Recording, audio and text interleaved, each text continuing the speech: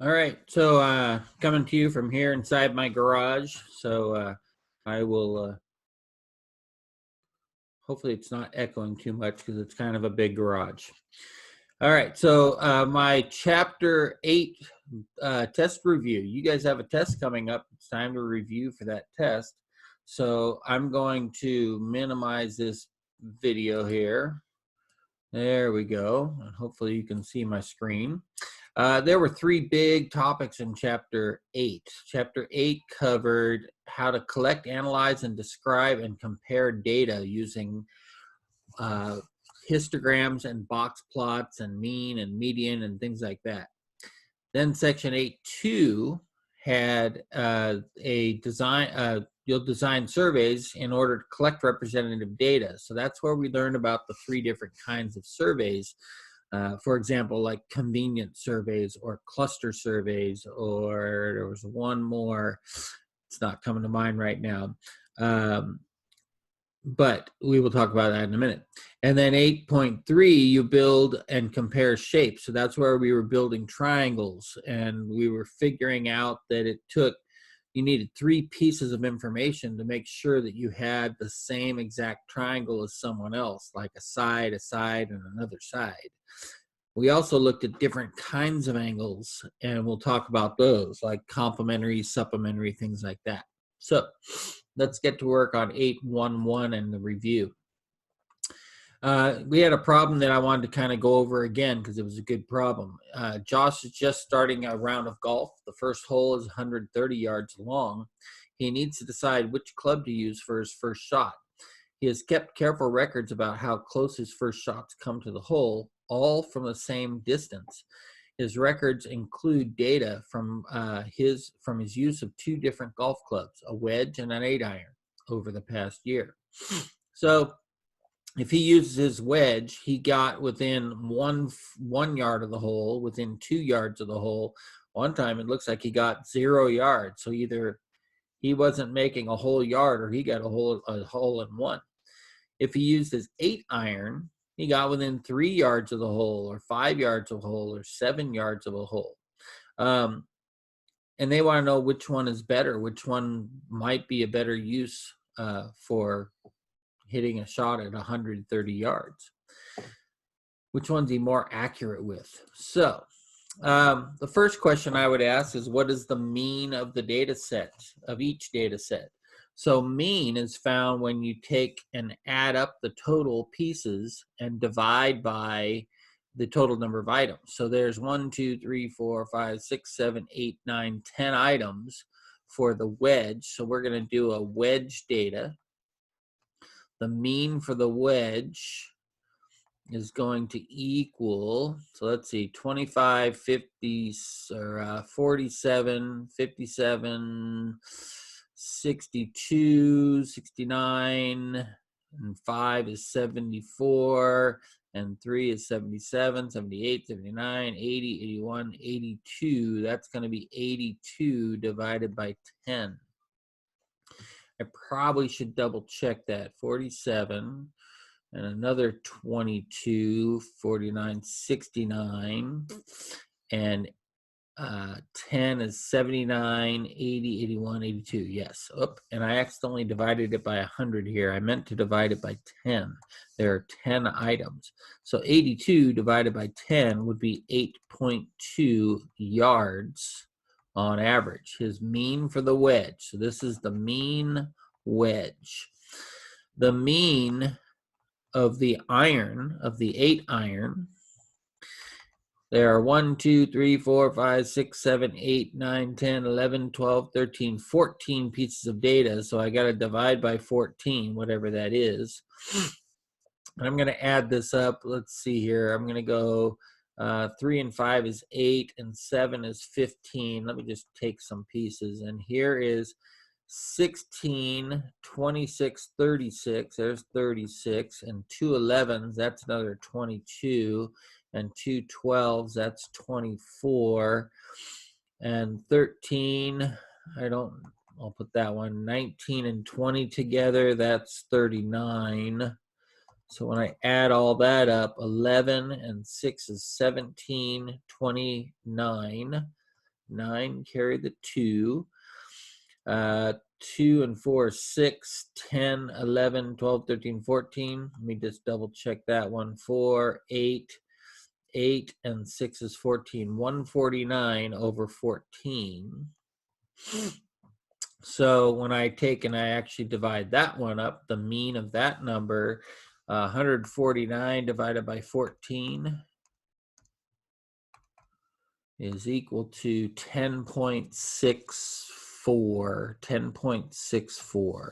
Let's call it 10.6. 10.6 yards. YDS. There we go.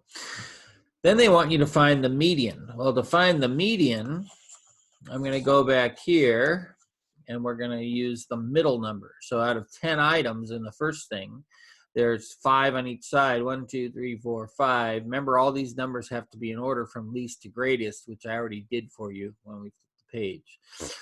So the median between 3 and 5, the average of 3 and 5 would be 4. So the median wedge is equal to 4 yards. And the median of 14, so 1, 2, 3, 4, 5, 6, 7. 1, 2, 3, 4, 5, 6, 7 is in between 10 and 11. So the median for the 8 iron is going to be 10.5 yards. I want to point out to you that the mean and the median of the 8 iron are very close, but the mean and median of the wedge are not close. I wonder why that is. And I wonder which one of these is more accurate to define the middle, because we have to figure out where's the middle. So those are mean and median. Problem C, create a histogram and box plot for each club. The data representation represents each, can use the E tool if you want. Place the box plot above the histogram on the same number line for each club to make a combination plot using a bin of 5 yards. So to use a bin of 5 yards means you're going to be counting by fives, like 5, 10, 15, all the way out to 25, I think it was for the biggest number. Now, before we do that, to do a box plot part, we need to find the quartiles. So let's go back to our data here and let's find the quartiles. So here's the median, 4, that's the middle. And then the quartile of the bottom half, the lower quartile, quartile 1, is going to be here. So that's quartile 1. And quartile 2 will be here. So when you make your box plot, you'll have a line at 2, a line at 4, and a line at 15. And then you'll have whiskers out to 25 and 0. For this set of data, the quartile, the middle of the bottom half, is going to be at 8. This was 10.5 for the median. And the middle of this is 12, so that's quartile 3. Sorry, these are quartile 3s. So now when I make my box plot, I would have a box at 8, 10.5, and 12, and whiskers going out to 20 and out to 3. Here's what I should have had if I created a histogram. So for the wedge, I get a histogram that looks like this. I had 5 items from 0 to just at 5. From 5 to 10, I had 2 items. From 10 to 15, I had 0 items. 15 to 20, I had 1. 20 to 25, I had 1. And 25 to 30, I had 1. And my wedge looked like this. Sorry, my box plot looked like this. Notice that there's a little bar here and a bar here. Those are my extremes. And then here's the box that went from 2 to 4 out to, what was the number? Out to 15. So 15 would be the lineup. All right, now pulling this away a little bit more. I'm going to throw that one away. This is the data for the 8 iron. And they look very different. So this one has it looks more symmetric and it has a single peak in the middle, where this one is not symmetric. It has a peak on the left and a big divot and then some stuff on the right. So I also noticed that the size of the interquartile range, in between the quartiles, this is very big where this is very small. If you have a large interquartile range, that means that the data has a lot of variability. It's not consistent. Variability. This, because this is small, has little variability. That means that the person using the 8-iron is going to hit the shot very frequently in that range. Most of the data is in a very tight range. Therefore, most of the time, 50% of the time, he hits within that range. Variability means you're not quite sure where it's going to be. There's a whole bunch of different places he could hit with the wedge, but the 8-iron is very stable. So, part D, to find the typical distance that Josh hits the ball from the hole with the wedge, is the mean or median better? Well, with the wedge, I would say that because this is not, not symmetric, and because the variability is wide, that the mean would not be a good piece of data. The median is a better piece of data. So you could say for the wedge, the median is better because the data is not symmetric.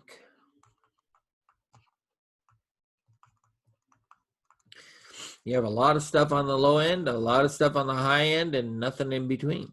So we don't know where it's going to land. There's a second question. Find the typical distance Josh hits the ball from the hole with the wedge and compare it to the typical distance he hits it with the 8-iron. So the typical distance with this one, the mean or the median would be fine because of the symmetry.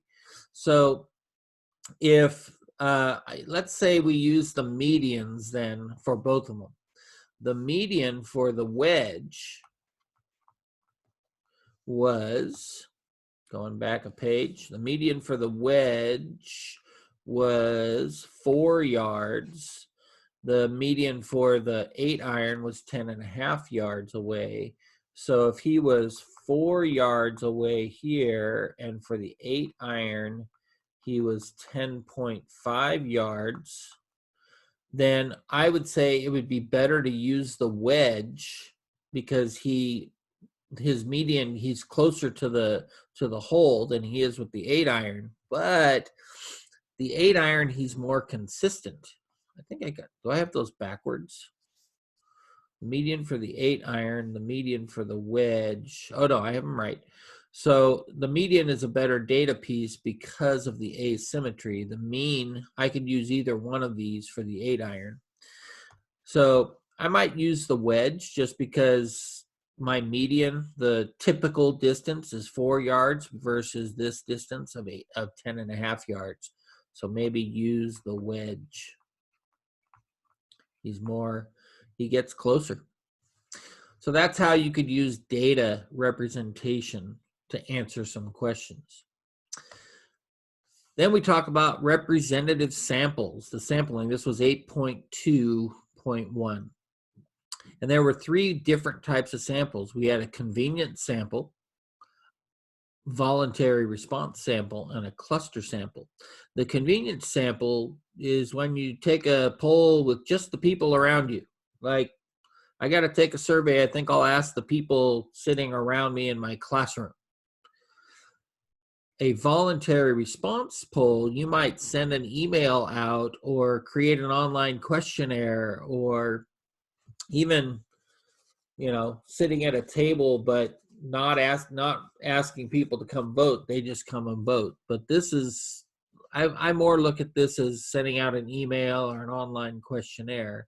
That would be voluntary because people are going to volunteer to take your survey only if they care about your survey. Otherwise, they don't want to waste their time, so they won't.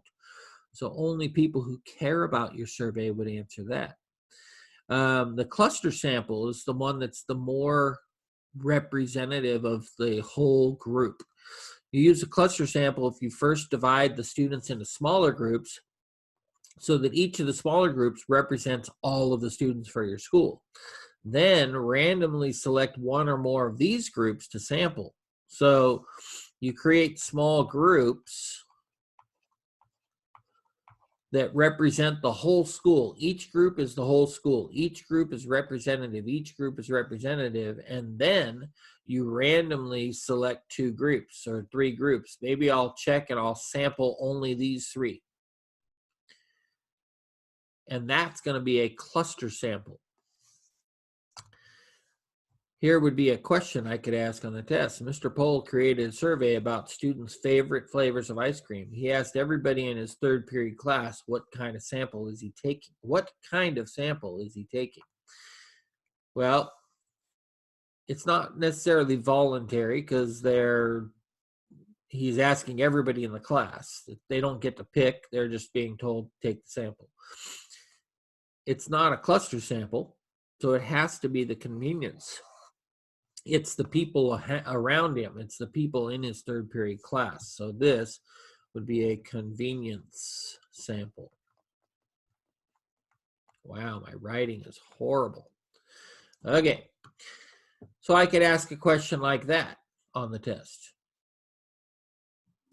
I could also ask something like this. You got to beware of bias when you ask a survey question. Bias is where you're trying to sway the answer that the people give based on how you word the question. So for example, it would be biased to ask people a question like, what is your favorite type of pet? A gross pig or a cute rabbit? People don't like things that are gross. They like things that are cute. So I've biased them by telling them that the rabbit is cute and the pig is gross. It would be better to just ask, what is your favorite type of pet? A pig or a rabbit? No adjective explaining how bad the pig is or how good the rabbit is. This is less bias. This is more bias. So you got to be careful of bias. All right. Now, the angle relationships. The third section of the third section of our chapter was about the different kinds of angles. So there was a bunch of vocabulary we had to learn, like acute angles are less than 90 degrees. You know, they look like this. Obtuse angles are more than 90 degrees. They're wide or open. Where a right angle is exactly 90 degrees and it's marked with a little box. Acute, obtuse, right. Complementary angles add up to 90. So if you have an angle like this and an angle like this, and if they came together, they would make a right angle. If this was 60, then this would have to be 30 because together they make 90 degrees. Supplementary angles add up to 180. So if you have an angle like this and an angle like this that are going to come together to make a straight line, if I said this was 140, then this would have to be 40 to make a total of 180. Supplementary. I'd mentioned to my classes that the way I remembered complementary and supplementary is complementary can be made into a 90 quickly and supplementary can be made into a 180 quickly. Weird way to think about it. Adjacent angles. These are angles that share a vertex and a ray and have no overlapping points, like this. Angle A and angle B. This angle and this angle share the ray in between them and this vertex, and they don't overlap. A is here, B is here. These are adjacent angles. But if I gave you angles like the following, like let's say I said this whole angle and this angle. Well, they share a vertex and they share a ray, but they have points that overlap each other.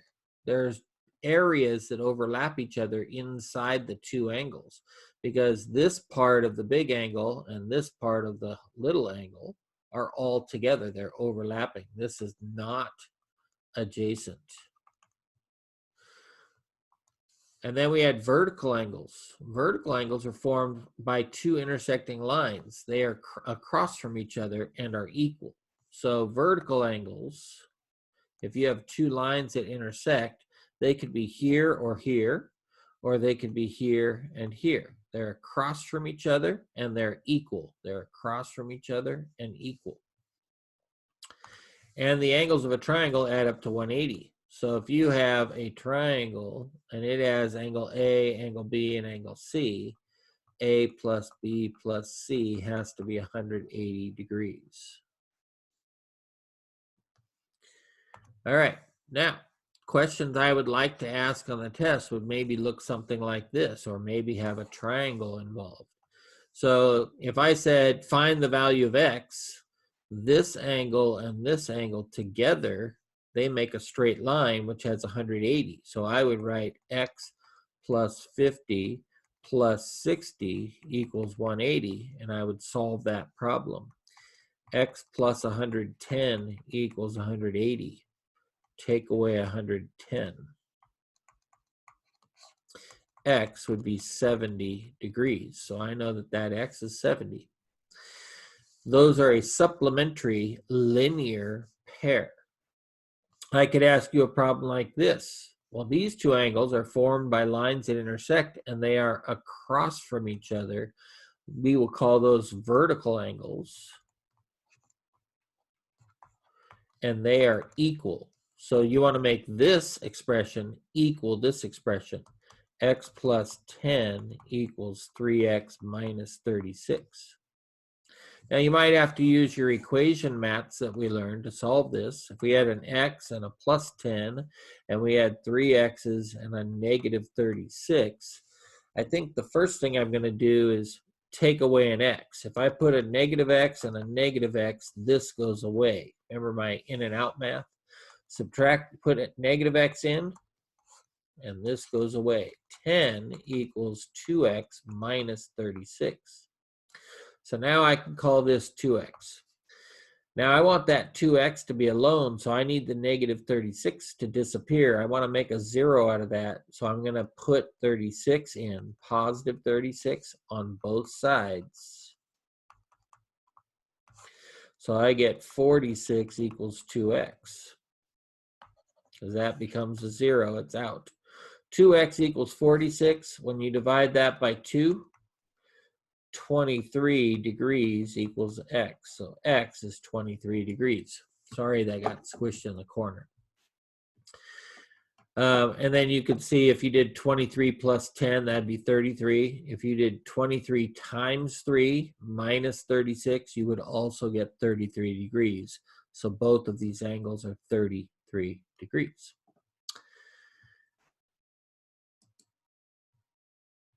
And the last thing I'm going to ask on the test, I will ask you to solve equations, different kinds of equations with different kinds of answers. So, for example, if I say solve for x, and this comes from previous chapters, by the way, the first thing you might do is the distributive property. If you have 3 groups of x plus 7, so picture yourself a rectangle, and you have an x plus a 7, an x plus a 7, and an x plus a 7. And over here you have a negative 2x and a 56. This would say 3x plus 21 equals negative 2x plus 56. So you could then simplify your picture here if you want. 3x plus 21. Got it. Now I don't like that negative 2x. I'm going to get rid of it with a positive 2x. So if I do that here, 5x plus 21 equals 56, because that becomes 0. Get rid of the 21. 5x is going to equal 35. And now I'm going to make my giant 1. I need 1x, not 5x. So I'm going to divide by 5, divide by 5. X is going to be 7. The only reason I have this picture is to help guide my math. If you already know how to do that without it, you don't need the picture. It's only there to guide us. All right, 5x plus 7 equals 2x plus 8 plus 3x. All right, let's see. 5x plus 7. If I combine these two like terms, I get 5x plus 8. Right? You can see them. Here they are. 5x, 7, 2x, 8, 3x. Combine those. That's what I'm doing. If I take away 5x from both sides, take this, throw it away. Take this, throw it away. I get 7 equals 8. Oh, that's weird. My x disappeared, and I get something that is always false. This was a case when we said x has no solution. The original equation was wrong, so there's no way that I can come up with a value for x. X has no solution. And the last problem, if I were to double, I think this is the last problem. If I were to double this, I would get 2x plus 8 equals, if you combine these, that's 2x plus, let's combine these, that's 8. If you take away 2x from both sides, because math is just a bunch of BS, both sides, that's 0, and I'm left with 8 equals 8. Oh, my x disappeared again. But this time I got something that's always true. When x goes away and you get something always true, then x is any number. Any number would have worked for x because 8 is always equal to 8. See how these are different? But over here, we had one answer. So you could have one answer. You could have no answers. Or you could have infinitely many answers. Any number is infinite numbers, where this one is no solution. So be looking for these cases. If you get an answer like x equals 7, check it. Take it back to the beginning. See if it really does. Is 3 times 7 plus 7 really equal to negative 2 times 7 plus 56? So let's see. 3 times 14, that would be 42? Is that equal to negative 14 plus 56?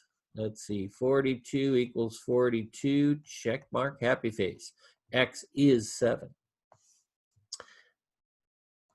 Over here, one more, fraction busting. Oh, we forgot about fraction busting, so I'll try and make this quick. To do fraction busting, I need to figure out a common multiple for 8, 5, and 20. So let's see. 8 is 2 times 2 times 2. 5 is 5. 20 is 2 times 2 times 5. I'm just basically doing, call it the bubble method. You might have learned the Venn diagram method. If you did that to get the least common multiple, that's fine. If I put in all 2, 2, and 2, I got all those factors. I need a 5. 2 and 2 I already have, so I don't need them. 5 I already have, don't need it. So my least common multiple in the bubble is 2 times 2 times 2 is 8 times 5 is 40. If I multiply everything by 40, the common denominator, the common multiple of these three, then all of my fractions will become busted. So 40 times 3 over 8x equals 40 times 1 over 5x plus 40, times 7 over 20. Now let's make a mess and then clean it up. 40 over 8, that's 5. 5 times 3 times x is 15x. 40 over 5, that's 8. 8 groups of 1x, 8 times 1x, that's 8x. Plus 40 over 20, that's 2. 2 times 7 is 14. If I solve this equation, subtract 8x from both sides, 7x equals 14. When I divide by 7, x equals 2. X equals 2 would make this equation equal. And I should check my answer, but because of time, I'm not going to. That's it. You got to study hard for this test because there's a lot of different stuff on it. Go back, watch the video again if you have to. Take notes. Figure it out. Good luck. I will be here if you need me. And so will Miss Yen.